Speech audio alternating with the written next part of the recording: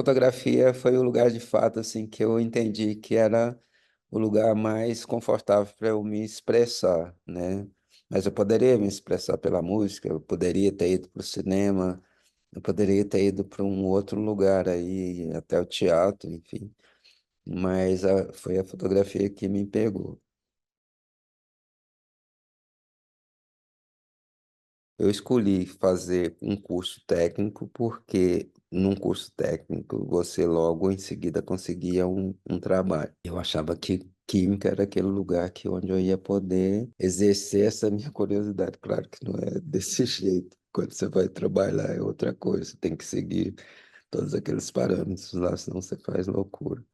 E eu gostava de fotografia, mas a minha curiosidade com fotografia estava mais nos equipamentos, nessas coisas, do que expressão fotográfica de alguma forma. Enfim, comprei uma câmera com um dos meus primeiros salários lá de químico, e essa câmera, assim, se tornou uma espécie de caderno de anotações. Eu fotografava com ela diariamente. E cada vez mais, assim, o meu interesse pela fotografia foi crescendo e eu quis aperfeiçoar essa técnica que não era arte ainda para mim nesse momento. E na medida que eu fui me aperfeiçoando nisso, eu senti vontade de experimentar, fazer coisas diferentes. Imagina que nessa época eu nem pensava ter internet, mas tinha os cursos que eram vendidos em bancas de revista, né? Eu fiz um curso desse e foi dessa forma que eu fui aprendendo fotografia. Fazendo, eu já lia bastante, né? Outras coisas.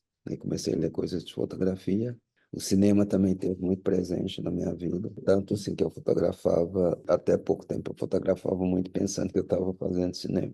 Caos Urbano é a primeira série que eu entendo como a minha fotografia expandida. Ela é mesmo aí de 93, de 92, 93 por aí. Até então eu nunca tinha feito fotografias dessa forma, né? Com a justa posição, sobreposição de várias camadas de negativo.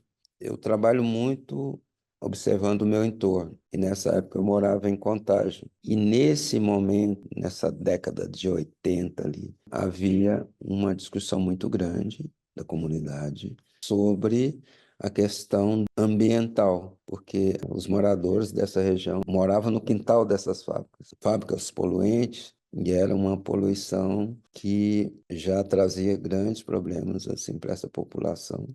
Estava sendo muito discutido naquele momento. E me chamou a atenção para discutir também esse assunto da minha forma, que é o que eu tinha, que era a minha fotografia. E foi esse trabalho que me deu visibilidade, né? Assim, a partir daí vieram os convites do Brasil, em seguida fora do Brasil, publicações, enfim. Ter o meu primeiro contato com a obra do Arcebispo do Rosário, em uma exposição. Eu sinto assim que a obra do bispo assim, é o que autoriza eu fazer da fotografia o que eu faço, né? Porque até aquele momento eu não tinha referências na fotografia, né, de uma fotografia expandida, a fotografia que eu ainda perseguia e que estava no meu entorno era muito essa fotografia cartesiana. E daí eu achava que eu sempre acreditava que poderia, sabe, você poderia fazer algo além na fotografia. Acho que além do que o fabricante, os mecanismos te oferecem, né? Willem Flusser fala muito bem disso, né? No livro A Filosofia da Caixa Preta, né? Que você passa a ser um fotógrafo criador a partir do momento que você desrespeita ali o que a indústria, o que os mecanismos te impõem, né? Então, acho que é um pouco isso. Eu quis sair dessa zona de conforto da fotografia para uma outra fotografia que melhor eu expressasse o que eu gostaria com ela. A minha última individual, que foi uma exposição bem grande no Sesc Ipiranga, em São Paulo. Ela foi muito engraçada, assim, porque eu tenho dois filhos que estão na faixa dos 20 e poucos anos.